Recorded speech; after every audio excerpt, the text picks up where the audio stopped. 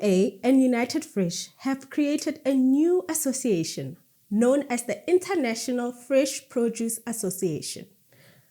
Lianne Jones chats to Lise Roberts about their role in the international as well as the local market when it comes to the fresh produce and floral supply chain. We also focus on poultry when Izaak Breitenbach brings us up to date on the state of this industry. But first, let's switch over to the news with Lisa.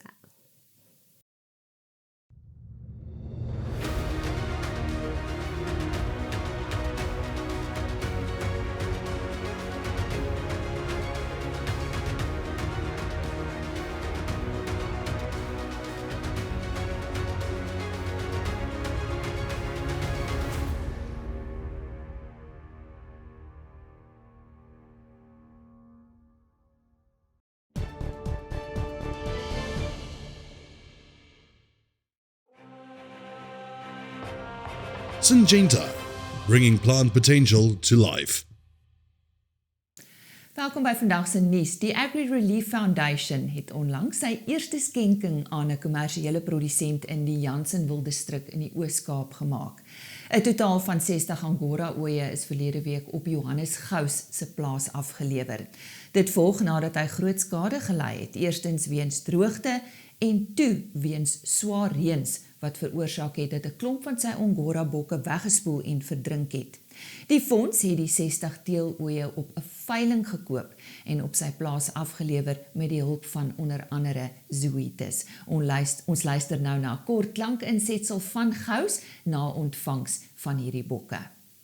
Dit is vir my as 'n boer is dit altyd wonderlik dat daar ander mense is wat die toestande besef waaronder 'n boer moet boer en waaronder ons moet al die nakoming van al die goeders. Maar vir oom se organisasie bitter baie dankie. En so sê 'n dankbare Johannes Gous. Stats SA recently announced a 1.2% growth in the gross domestic product in the fourth quarter of 2021. The report identified agriculture as one of the key drivers of growth. The agricultural sector was the best performing economic sector, contributing 12.2% to the country's total economic activity. According to the Bureau for Food and Agricultural Policy, BFAP, agriculture was South Africa's fastest growing sector in 2020 and 2021. It was one of only 4 sectors that realized any growth over this period. En trekkerverkope was 20% meer in Februarie vanjaar vergeleke met verlede Februarie se verkope. Vir die jaar tot dusver is trekkerverkope nou ook 20% meer as verkope verlede jaar. Vir die jaar tot dusver is stroperverkope 21% meer as gedurende dieselfde tydperk verlede jaar. Volgens 'n verslag van die Landboumasjinerievereniging SAMA gaan die huidige probleme tussen Rusland en Oekraïne egter 'n verrykende invloed hê op verskeie fasette van die Suid-Afrikaanse landbou en landboumasjinerie-bedrywe. Dis dan ook vandag se nuus, maar moenie weggaan nie.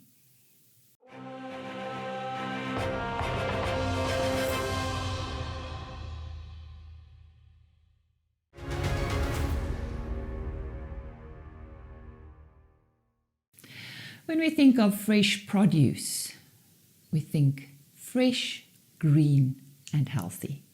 And for this time of the year, so much more, being winter coming up around the corner. Joining us today is Lianne Jones. She's from the International Fresh Produce Association, and a new name, and we're going to find out more this morning. Lianne, lovely having you in studio again. I can remember about a year or more ago, you joined us here as well. Yes, just when I joined right. PMA, which Produce Marketing Yes. Association, which is now merged into the International Fresh Produce Association. Well, tell us, who is the International Fresh Produce Association? So the International Fresh Produce Association is a global association representing the entirety of the fresh produce the fresh produce industry globally, but it comes from 2 legacy associations, which is the Produce Marketing Association and United Fresh. And those 2 have come together now and joined hands and joined forces to create this new international very internationally focused association. United Fresh, are they from the US? Or They're basically? they're basically a US, Canada, sort of Latin America association, and have a strong membership and ties there, and have joined with the PMA, which is also very strong in the US, but has a strong international component as well. Why was this association formed? Well, I think the conversations, I believe, have been happening for many years, that there were synergies and strengths for the associations to join and bring their expertise together. And I think during the pandemic, the time became right that the associations needed to sort of come together and form more strength, particularly in the role of advocacy and supporting the industry. I think, the time of pandemic showed that more support and more strength needed to come out of the industry. And that's where I think IFPA was born. So what is the vision and the purpose? So we are really about connecting the entire fresh produce industry globally. And that is everyone. That's your input providers, the companies that develop the seeds, right up to the retailers and everyone in between. We have over 3,200 members. 50% of those are produce companies. We have a quarter of those being retailers and food service companies. We have business service providers, allied associations, education companies as well. And really the focus is to connect the industry and help them flourish. Part of that is advocacy, driving the agenda of fresh produce, both within the US, but globally as well. Looking at connecting our members to each other, but also better business opportunities for them, and also to guide our members, help them with challenges or solutions or particular information that they need, be it on trends or food safety or ag tech or supply chain. So that's sort of role that we play. I believe flowers is also part of... Yes, so flowers is very big, particularly in the US. We have a team dedicated to the floral industry. We do a lot of work on the trends and the developments in that space, and do a lot of shows and events to showcase the new and different flowers and bouquets and trends that are coming out. And it's really something that we want to bring to South Africa. I know we have the amazing fynbos industry. Absolutely. That we do a lot of export with as well. And I do think there's an opportunity. So watch this space. Lianne, you represent International Fresh Produce Association Southern Africa. Yes. Where does this fit in? So we have members within the US and Canada. We have offices where our members are based. So our biggest membership outside the US is sitting here in Southern Africa. Predominantly South African members, but we have members as far up as Zambia as well. And then we have offices and representation in China, Mexico, Brazil, and Chile, Australia and New Zealand, where we have sort of groups of members that are growing and participating and interacting. And then we do have members across Southeast Asia and Europe as well. Well, we're taking a short break. When we come back, we're going to find out exactly what is a country council within this situation. Stay with us.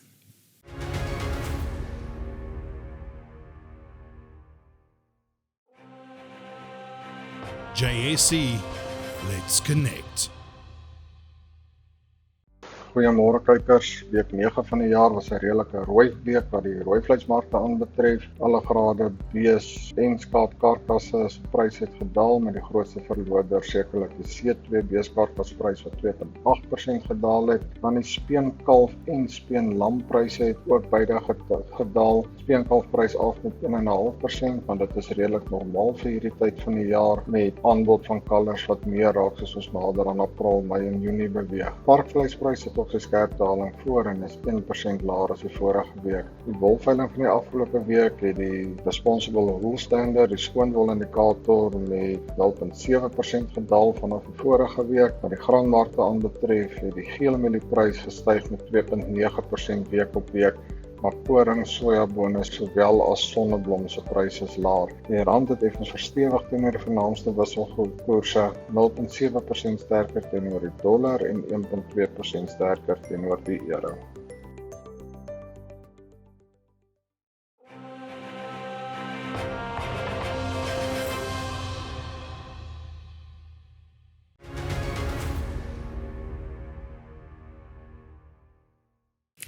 Welcome back to our discussion with Lianne Jones from the International Fresh Produce Association. And what we will be focusing on now is the Country Council. Now, this is made up of members who meet collectively and they make a difference. So explain to us, what is the actual function of a Country Council? Perfect. So how our association is set up is we're all about our members, and our members drive our agenda. So the functionality of how our association is set up is, out of our members, we have volunteers who will give their time and their input and their know-how to come together to help guide the association within the industry. What are the areas that we need to research? Where do we need to touch on? What do we need to do? So we have an amazing group of some of the top CEOs and thought leaders within our fresh produce industry coming together regularly to guide that, have that narrative and guide us in what we do. And actually, one of the most exciting changes we've had this year is that our Country Council have decided to move the association more into a role of advocacy. So being a platform, bringing the entire the industry together in South Africa and talking about challenges and solutions, whether you be a citrus producer or a carrot grower or a supplier of logistics services, everyone can come together and advocate that back to the industry. If one wants to become a member of the IFPA, what are the advantages? So we have many advantages. As I mentioned before, we've got over 3,000 global members, and we do a lot of activities where we focus on connecting our members to each other and to buyers and to business opportunities. We do quite a lot of research. So we've got some research projects on climate resiliency. We're working with McKinsey globally to get information on how our growers and producers need to change their business to survive. We've got research going on the informal market sector here in South Africa and the Africa Free Trade Agreement. Where are the benefits? So we're very focused on providing knowledge and guidance for our members to grow. I think the other options that we have is learning from other companies. Some of the conversations I've had with one of our members, which is a very large tomato producer, is that their business wouldn't be where it is if they hadn't had the opportunity to connect with like-minded companies globally and learn from them and change their business model. Yes. So how do you connect with your members? So we connect with our members. We have a lot of communication channels, but we also do lots of events. So we run a series called Fresh Solutions, where we have a half-day event where up to 100 of our members come together to connect and learn. We have a big conference in August. It's coming back. It's now renamed the South African Conference, where we will be connecting our members to international content. And we do a lot of virtual content still through Beanstalk series, through a Southern Hemisphere Commodity Working Group that we're about to launch, connecting all our Southern Hemisphere members to talk about different commodities. Very briefly, comments from members? I just came off a call with another member of ours, Nile, a startup, and they just said, every time we come to an event or we engage with IFPA, we get something out of it. Be it a new business contact, some learning, it benefits our business. So that's what we aim to do. We're led by members. We follow what our members would like us to do, and they definitely get value. Well, we're going to watch what you're doing, and hopefully we'll see you again. Perfect. Thank you. That was Lianne Jones from the International Fresh Produce Association.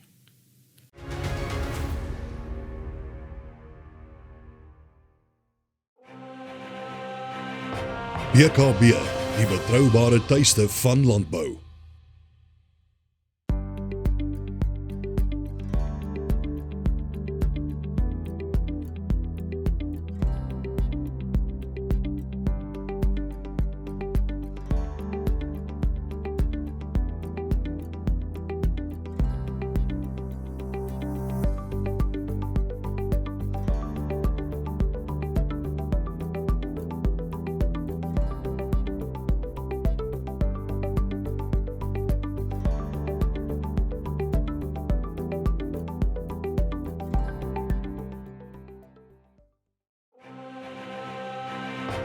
BKB, the trusted home of agriculture.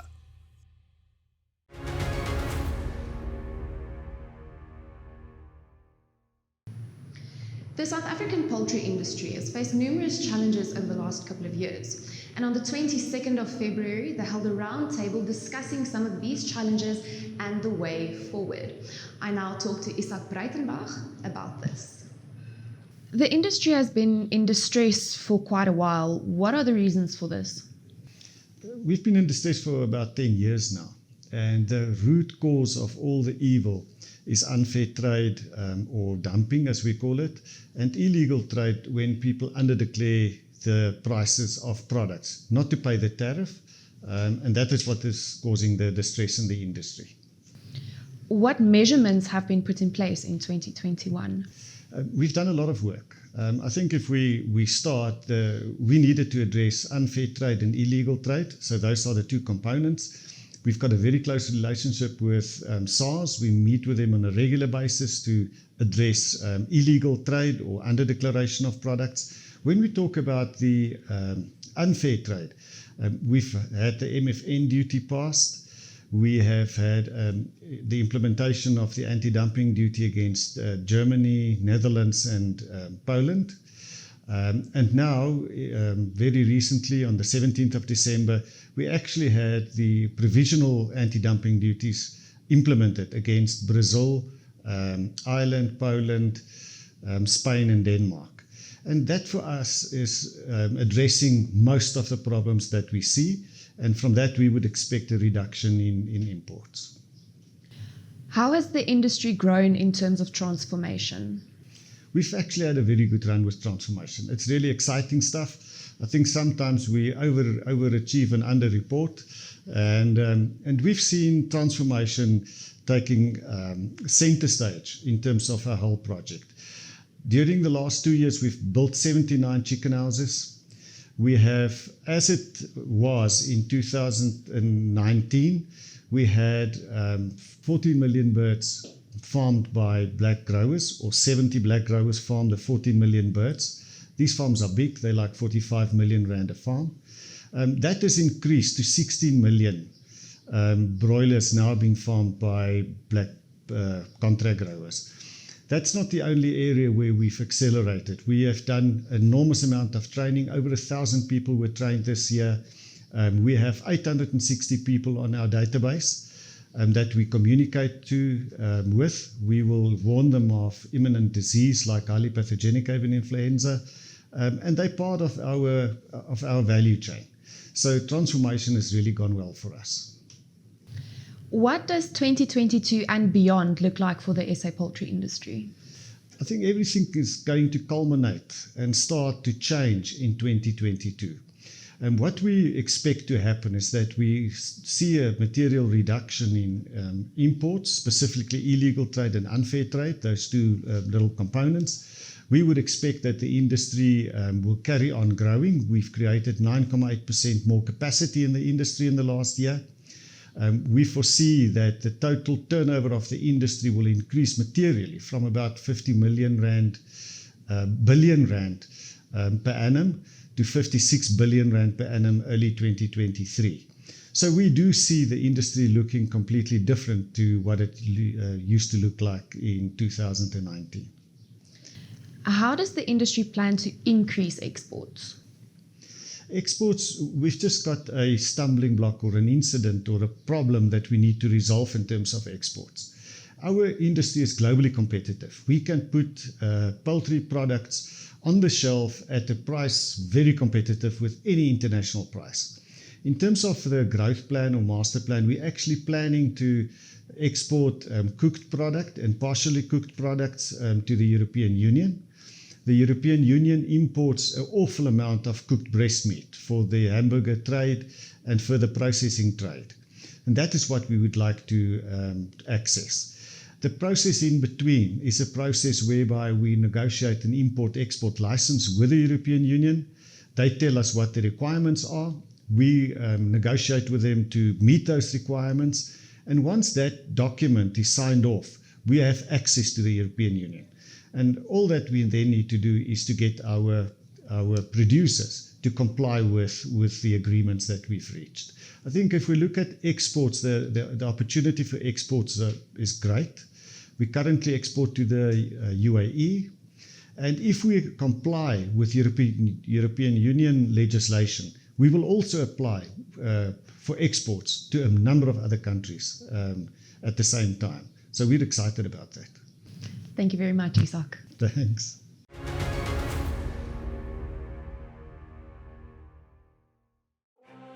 Elanco, we are driven by our vision of food and companionship, enriching life. Welkom en dankie aan al die Plaas TV kykers wat ingeskakel is op vandag se program. Ek is Jean de Villiers van Plaas Media en hiermee bring ek vir die opkomende veilings wat voorlê. Ons skop vandag se veilingskalender met die Bonsmara Genootskap se nasionale veiling wat Woensdag die 16de Maart sal plaasvind af. Hierdie veiling word deur 'n vleisentraal by Stonehenge River Lodge aangebied met uitsonderlike vroulike diere wat aangebied sal word. Dan op die 24ste Maart hou LHB, Bonsmaras en Kreer Bonsmaras hulle gesamentlike produksieveiling wat deur Vleisentraal Bloemfontein op die plaas Leeuheuwel buite Christiana aangebied sal word. Die aanbod op die veiling sluit 30 SP bulle en 500 kommersiële vroulike diere in. Dan op die 25ste Maart sal die Black Tie Blue Blood Boerbok veiling deur BKB by Cape Winelands aangebied word, met Dani Strauss as die afslaer op die dag. Die aanbod op die veiling sluit 24 ramme en 60 ooe in. Ons sluit aan die week se kalender met Weltevreden River Ranch Brahmane se tweede produksieveiling af. Hierdie veiling word deur Andre Kok in Limpopo by die Andre Kok veilingskrale in Warmbad aangebied, met Paul van Vieren Jr. as die afslaer op die dag. Die aanbod op die veiling sluit 65 vroulike stoetdiere en 15 stoetbulle in. En dit is al van my kant af vir die week, tot volgende week. Totsiens.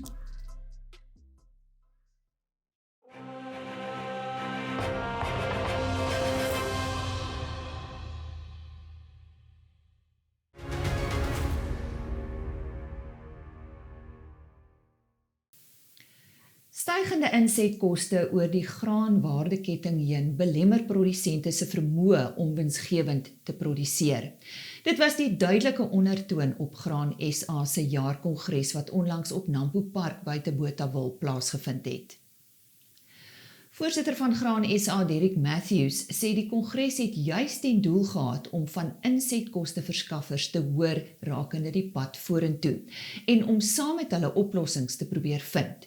Volgens hom is die proses broodnodig, veral omdat daar 'n insetkostestyging van 50% oor die plaaslike graanmandjie is, terwyl die prys van kunsmis met meer as 200% gestyg het.